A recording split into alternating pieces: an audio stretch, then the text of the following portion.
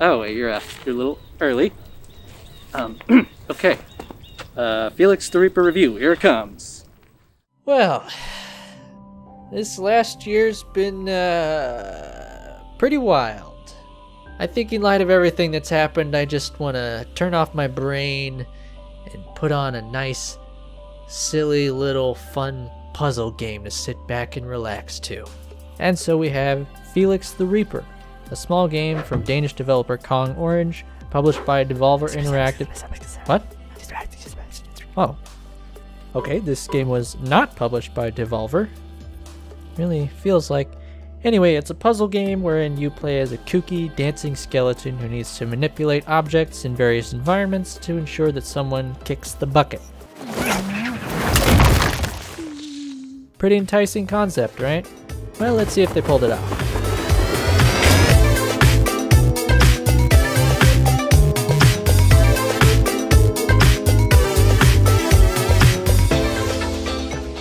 Throughout your entire journey in this game, Felix will always be bustin' a move.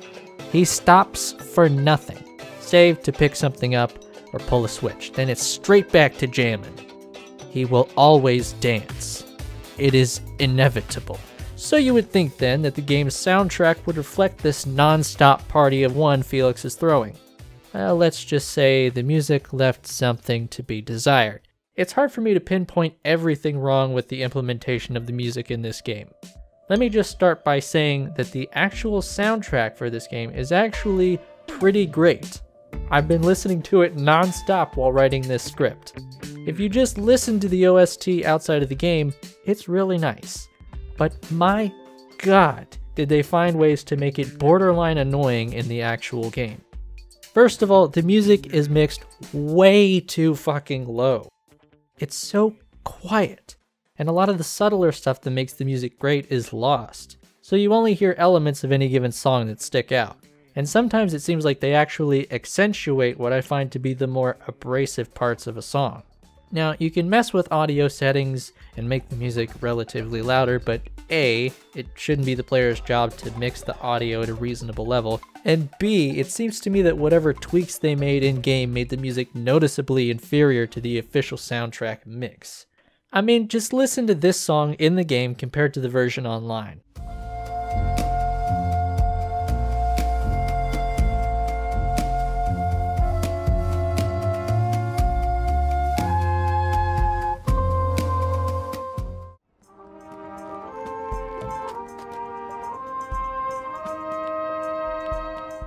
I can't be the only one hearing that dissonance. But it doesn't just end with the mix. You see, while I think almost every track in this game's soundtrack is a good song, only a few of them seem to complement the visuals and overall tone of the game. Shadow Dance, for example, is a really pleasant song. Calm, serene, relaxing, other mellow adjectives. But just look at Felix here. Anything seem a little incongruent to you? Like I said before, Felix is always letting loose, and not all of the music really fits with that mood. I would even say a majority of it doesn't fit. This is kind of a symptom of a larger tonal issue, but we'll get into that later. Basically, the music for this game is actually really good, but you wouldn't know it unless you listened to it outside the game. I certainly didn't know. I actually thought the music was straight up bad until I listened to it on YouTube. So the game kind of mishandles its soundtrack, but that's not the end of the world. I mean, it's kind of a big deal in this particular case, but as long as it plays well, then I can forgive it. Oh boy.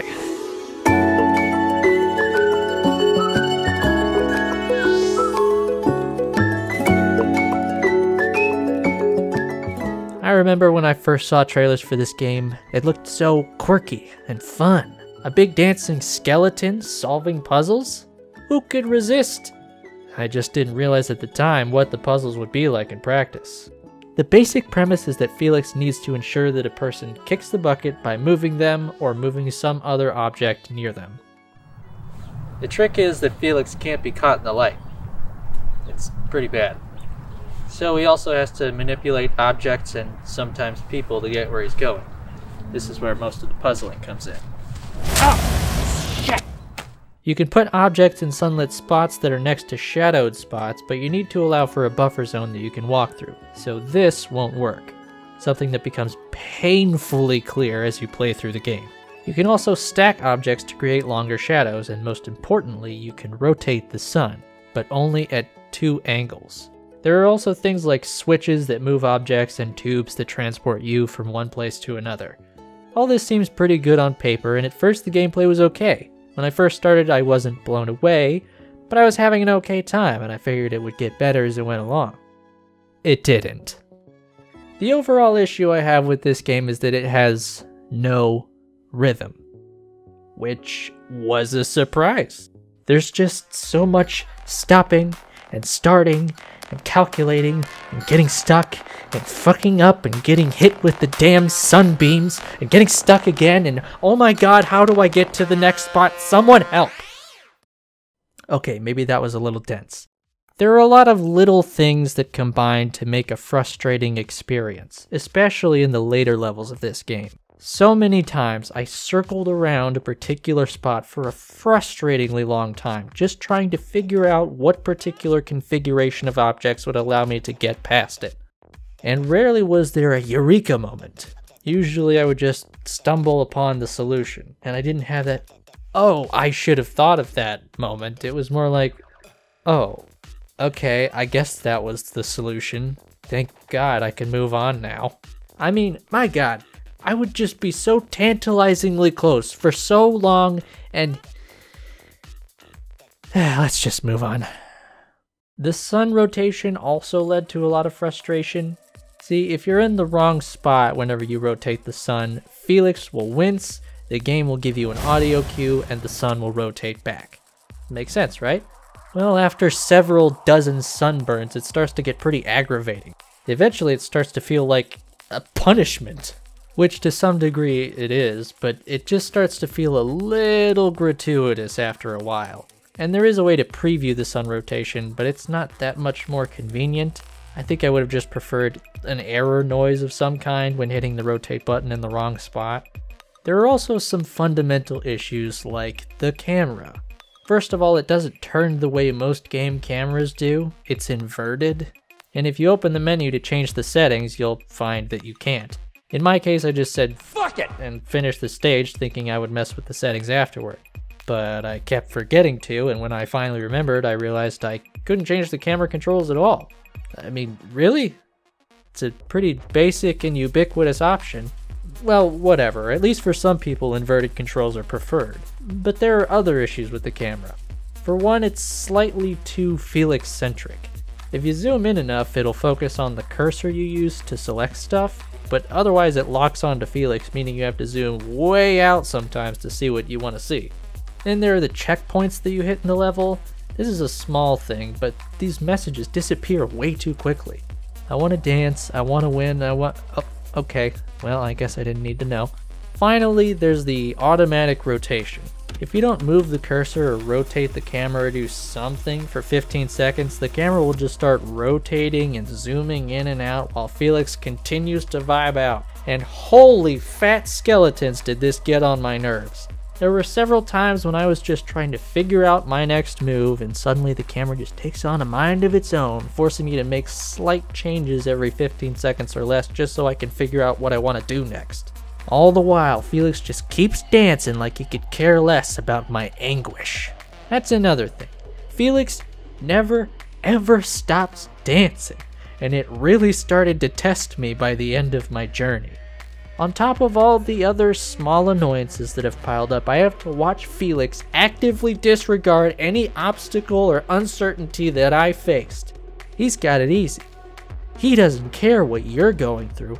He just waits for you to figure everything out and then takes credit for your discoveries, laughing all the way to the bank. I might need to start seeing a therapist. I wish I could say I were done complaining, but this game just keeps on giving.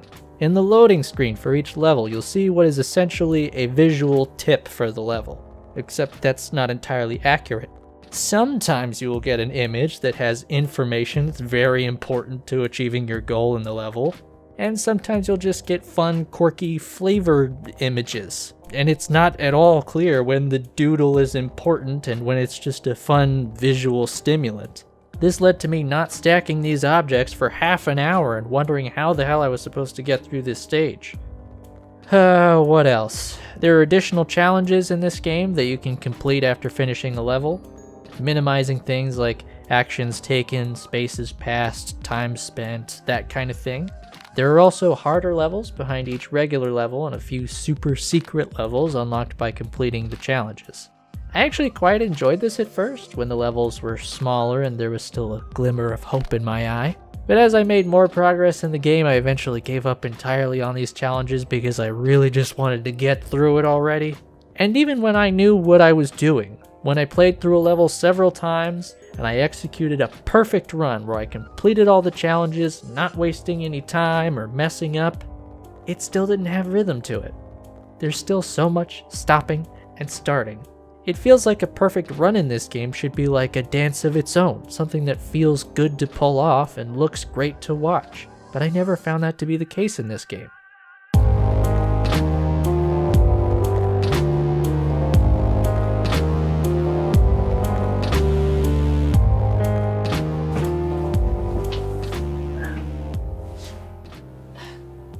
Look, there's some stuff I liked about the game.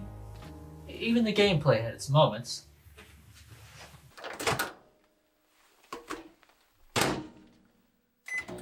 But the thing I like most about Felix the Reaper is some of the ambient, mundane world-building stuff.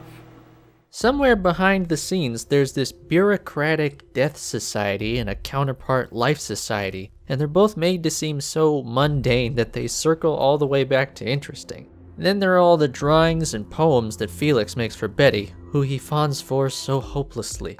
There's some really interesting stuff there, and Felix really shines in the art department. Mostly the two-dimensional art. The levels and character models are okay, but the backdrops, the doodles, and the graphics are very stylish. Some part of me wishes this were an animated movie or show rather than a game. Hell, if they came out with a Felix TV show after this, I would absolutely watch that shit on day one. A lot of the best stuff you'll see comes between gameplay segments, typically in the loading screens in the main menu. This work folder full of doodles, this pin pad with Felix was here, these transition scenes with the little animated Betty. There's a lot of little stuff like this that constitutes the bulk of this game's personality. Even the background noise of the main menu does some legwork. We got voicemails, we got PA announcements, there's people singing in the next cubicle, you can even hear the microwave go off sometimes. Now if that's not video games, I don't know what is. But honestly, I really would have loved to see more of this mundane, drab side of the Ministry of Death and what Felix's life is like outside of his work in the field. I also would have liked to see more of the plot. Sorry, I'm gonna have to go back to complaining. Also, spoiler warning, if you don't want the end of this game to be spoiled. Betty, who is the only thing that motivates Felix to get out of bed in the morning and do his job, does not physically show up in this game until 1 minute before the credits roll. I called this the end of the game, but as far as I'm concerned, this should have been the beginning. Right at the end of the game, they re-establish the major conflict of Felix and Betty's incompatibility, and then show him concocting a plan to cooperate? I mean, you don't have to think too hard to imagine that would have some pretty interesting gameplay and narrative implications. Having this game literally be co-op would immediately make it more enjoyable, if for no other reason than you get to play it with someone else. But aside from that, I think having a character who can move exclusively in the light and a character who can move exclusively in the shadows would allow for some really interesting puzzles and gameplay moments. Or maybe it would be even more clunky to have to keep track of two people with the sun rotations and such. But then again, if you had this co-op setup, some other things could be changed as well. I could armchair develop this game all day, but suffice it to say, I was pretty upset that the game just waved this amazing concept under my nose and then said, well, that's all. Bye now. Most of the events in the game are the circumstances leading up to the deaths of a bunch of randos I don't give a single damn about. And while they're mildly humorous at times, I just feel like we could have gotten more from this world and this story. There wasn't even interesting text to read about this world. The main menu has some documents on the history of death, but it's like the real history of death. It basically feels like a Wikipedia page on death. Would it have been that much harder to just toss me a bone with some interesting lore stuff in here? This is putting me to sleep. The characters and the world of Felix the Reaper are just so lovable. I wanted desperately to see more from them. It just seems the gamification of this world really detracted from its overall quality.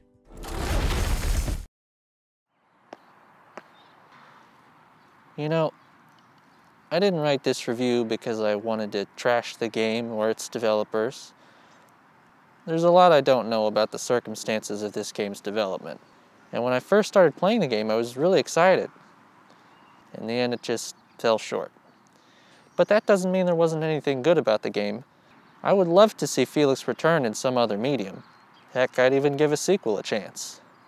But as far as this game is concerned, I just don't think it lived up to its potential. That said, if you're still intrigued after hearing all I've had to say, by all means, give it a try.